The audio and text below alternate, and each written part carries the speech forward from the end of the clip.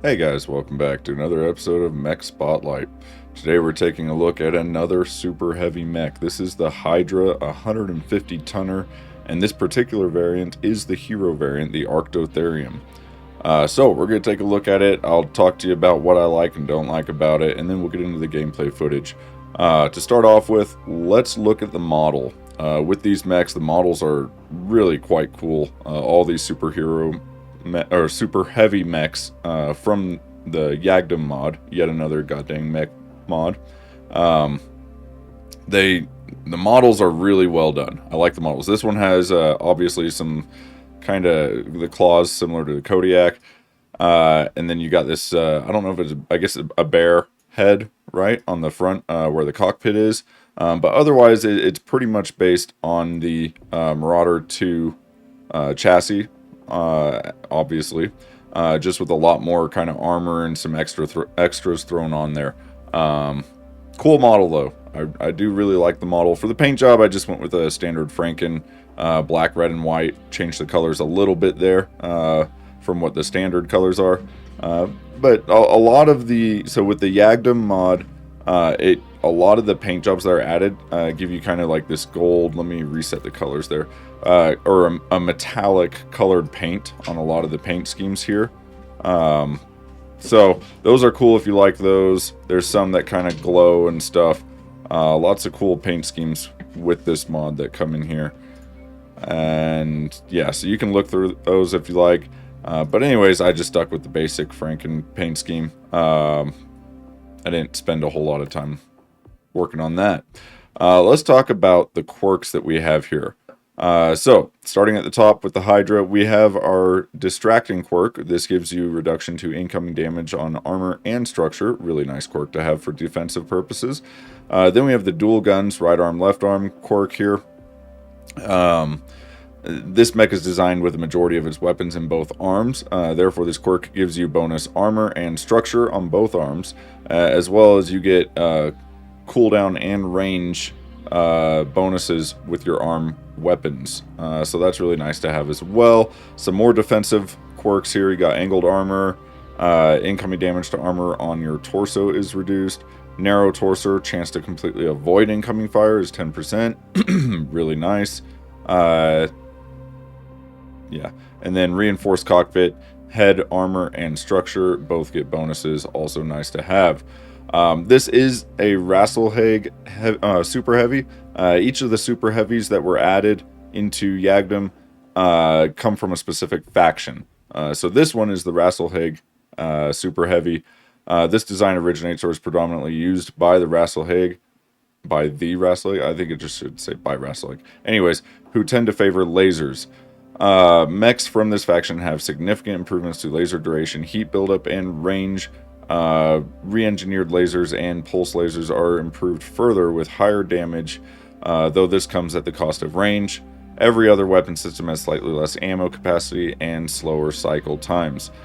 So, with the Rasalhague quirk, it would be really nice to focus on lasers. I wanted to do PPCs on this build though, and I'll show you why and talk a little more about it. But if you wanted to do some lasers on this build, it would be a really good mech for putting lasers on as well. Let's go through the quirks real quick. I didn't do that, did I? Laser heat generation is reduced. Laser range is increased. I mean, these are very slight bonuses, but they are bonuses all the same. Beam duration, 5%. Re-engineered laser damage is increased. Re-engineered laser range is decreased slightly. And then all other weapons, your cooldown is increased slightly and your ammo is reduced slightly. Hydra hero armor. This is again a defensive quirk for the hero variant, just giving you more bonuses to your armor on all of your components, I think, except for the head, right? Looks like it. Then you get to the Arctotherium hero quirk. Predictive targeting is built in, so it's really nice to use ballistic projectiles or energy projectile weapons with this mech or this variant. Turn speed is increased, exile decel, so you get some mobility bonuses there. Heavy PPCs on the center torso, you get bonus to cooldown and damage. That's huge. 10% on cooldown, 25% on damage is really nice. Unfortunately, there is only one energy hardpoint on the center torso, so you're not going to get to stack more than one of those. But you'll see in the build, we did go with a heavy PPC on the CT to take advantage of that quirk. Energy and missiles on right arm and left arm are going to get bonuses to your spread radius. They're going to, and spread distance, also get bonuses to projectile speed. And then your minimum range is reduced, as well as beam duration for energy weapons on the right and left arms, which is really nice. That's 10% off beam duration. That's a good one to get. Missiles on right torso and left torso. You'll notice we did go with some LRMs. So these get bonuses to your spread radius, projectile speed, and range. Good bonuses there for your missiles. And that's all you can put on your right and left torso with this variant is only missiles. So we just went with some extended range LRM 10s, one on each shoulder. It's not a ton of missiles. Obviously, it's only 20 total. Would be nice to have more, and I actually really wanted to try out some ATMs as well. The recent update to yet another revamped weapon. He kind of redid how ATMs work, I guess, is what it said in the info for the update. So I do want to really try those out. But with this build, it was going for a really kind of long-range build. Your range on most of these weapons are going to be extreme, like a couple kilometers out, right? I think the heavy PPC is the shortest, and you're at 1,700 meters with that. So the extended LRMs went a little bit better with the build with the range, because we're going to be staying at range most of the time probably. So that's what I went with. They work well. I do like them. I just feel like the damage is a little bit light. ATMs would be a lot better, especially as you get in closer to the enemy. So possibly consider switching those to ATMs if you're not staying at longer ranges. We did go with a double laser AMS, clan laser AMS on the CT, or not CT, sorry, it's on the head. You can see those on the model sticking up in the back. Really nice for missile defense. I like the laser AMS because you don't have to worry about ammo. No matter how long the mission is, you will always be destroying missiles as they come in. With two of them, you're getting, what is that, 16.5 missiles per second destroyed. Really nice. So now let's get to the main weapons of the mech. I already mentioned the heavy PPC on the center torso. Gets some really nice bonuses from the quirks. It's already a really strong weapon. It's just really heavy. So fortunately, with a super heavy mech, we got lots of space. So to complement the heavy PPC, I decided to go with light PPCs on the arms. You could do lasers here. There's one main reason why I'm going with PPCs and not lasers. The weapon convergence of the arms still sucks on these models, on these super heavy mechs. All of them, the arms, for some reason, the weapon convergence is just terrible. Therefore, the lasers are going to be a little difficult to use because they are pinpoint. I found with projectile weapons, it wasn't as noticeable. So they were a little bit easier to use on the mech. I'm hoping that the convergence issues are fixed soon. I've mentioned it to the mod author. I've reached out again to see if that was still being worked on, or you know, if they needed help with it or whatever, and I heard nothing back. So I don't know. It may or may not be getting fixed. I haven't heard anything specifically about it. It would be really nice though if they were fixed. So whatever. We're going with light PPCs here. We got 3 on each arm. The light PPCs, these are clan versions, so derived from the Inner Sphere light PPCs. The clan variation is mostly an improvement to the design. As such, it has plus 16.67% more range and plus 20% damage, while still having a much higher rate of fire than a clan ER PPC. Compared to the Inner Sphere light PPC though, its rate of fire is noticeably slower, and the heat per shot is much higher as well. Creates a brief disruption field within 90 meters of the impact, as all PPCs do. I don't quite know if these are necessarily worth using over standard ER PPCs. I have not done a lot of testing with them. This is one of the first builds where I've really gone with a bunch of light PPCs. I gotta say, from playing it, I'm not really impressed. So I think I need to do some comparison testing, but I'm not sure that the light PPCs are really worth using here. I just felt like they weren't really doing as much damage as I would like. They do fire quickly, they have really good range, and the heat wasn't all that bad for the fact that we have 6 of them. So take what you will with that. I don't know if I'm sold on the light PPCs yet, but altogether the build still works really well. But I think I might try and do a different build in the future that does a little more damage output. I just didn't really feel like the alpha damage was there. It also could have been due to the weapon convergence issue, though, because you're not really getting pinpoint with all your weapons when you fire an alpha. Your left arm and right arm are going to hit different points on the mech. They're not going to hit in the same point. And then they're both going to be a little bit different from where the heavy PPC hits. So you're kind of spreading out damage with this build the way that the weapon convergence on these models is set up already. One other issue with the weapons on this model that I noticed, the cockpit is supposed to be way down here, right, in lower part of the mech. But for some reason, when you're actually in the cockpit firing weapons, all of the weapon hardpoints are well below your cockpit view. And that was messing with me a little bit because I kept firing. I was thinking if I can see something, all my weapon hardpoints are pretty much cockpit level or higher, right? So if I can see it, I should be able to hit it. But no, it would hit the ground in front of me if I was coming up over a hill or something, because all the weapons are firing from below your cockpit view. So that's another little bug with the model and where the cockpit placement is. You're getting a much higher perspective, higher up on the mech. Perspective from the cockpit than you really should be, and that is messing with firing the weapons because they are all actually low points compared to your perspective, rather than high mounts on the mech as they should be. Even this heavy PPC in the CT fires from below the cockpit view. Kind of annoying. Would really like. I actually put this build together a few weeks ago, almost a month ago now. Right after the mod update came out with the super heavies. I was hoping a lot of these issues would have been fixed. That's why I brought them up to the mod author. But they still haven't been fixed.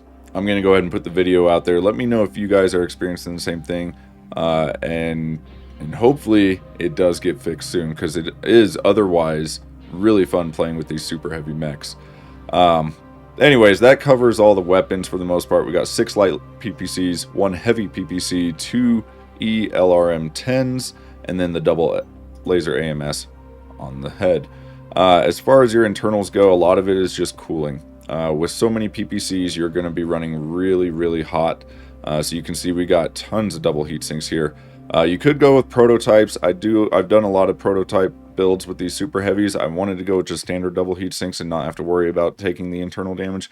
The heat management is actually really good on this, as long as you're not running in a really hot biome. If you're in a hot biome and you're just holding down your trigger, firing constantly, you will overheat after probably, I don't know, 4, 5, 6 alphas. But in any of the colder biomes, you're really not gonna have much issue with heat with this much cooling on it. And it all worked out pretty good. You could probably save some space though by switching to prototypes if you wanted to, and you don't mind managing your heat with the internal damage. So let's see, we got sniper sensors, of course, it's a long range build. Heat FCS to help with the heat. A heat retrofit support, again to help with the heat. Slick Suite, that gives us extra evasion and sensor range for the whole lance. In the CT, our internals, we got clan endostructure, clan double heatsink kit, both pretty standard. We went with heavy duty gyro to help a little bit with torso twist, turn speed, excel, and decel. Help make this mech not feel so bulky and slow. Clan double XL engine to save on weight. We went with the double 350 core. Might be a little bit fast. I feel like 75 is a really pretty good speed for a super heavy. I wouldn't mind being at closer to 70, so you could drop that a little bit. I just don't know where you're going to put the extra tonnage because we used up all of our crit slots. I guess if you switch to prototype heat sinks, you could save some crit slots there. Drop the engine sizes down to drop your speed a little bit. Since this is a long range build, you don't really need that much speed. And then you would have some more space to maybe add some other weapons or something. I don't know, some bigger missile launchers. Of course, filled up all of the engine heatsink slots with double heatsinks. Double bin of ELRM ammo in each leg. And what else do we have? Targeting computer Mark 8.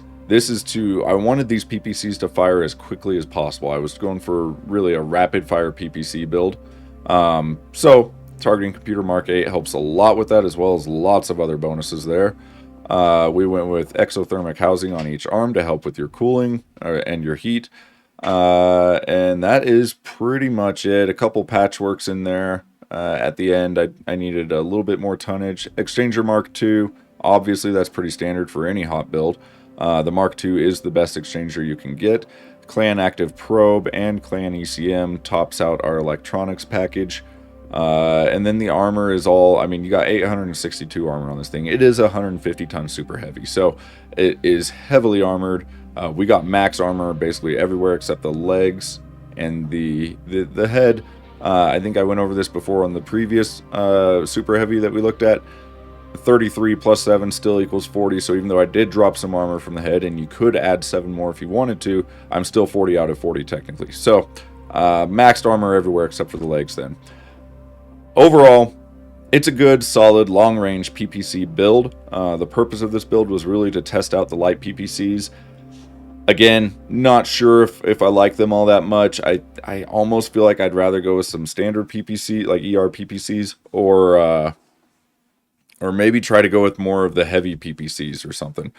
I'm not really sure. Yeah, let me know what you guys think. I'm curious on this build. I'm probably going to try doing a different build with this mech at some point. It really would be nice to have lasers on the arms. Especially with the bonuses we get to lasers from the Rasalhague quirk. Unfortunately, with the state of the model and the mod currently, the weapon convergences on the arms, I just don't think they're going to work with lasers. I did try them originally with this mech, and it just didn't really work because it's not pinpoint anymore. And if your lasers aren't pinpoint, you know, all hitting the same spot on the mech, they're rather weak. That's kind of the big selling point to lasers, right? So anyways, we'll see if the convergence issues and the weapon, well, the cockpit location in relation to your hard points, if those issues get fixed in a future update to the mod, I will be sure to release a new video talking about it, and we'll take another look at the mech. In the meantime, enjoy the build, see what you think. It's really not that bad. It is usable, definitely usable. So take a look. I'll just let y'all watch the gameplay now and listen to the music, and I hope to see you again next time. Have a good one.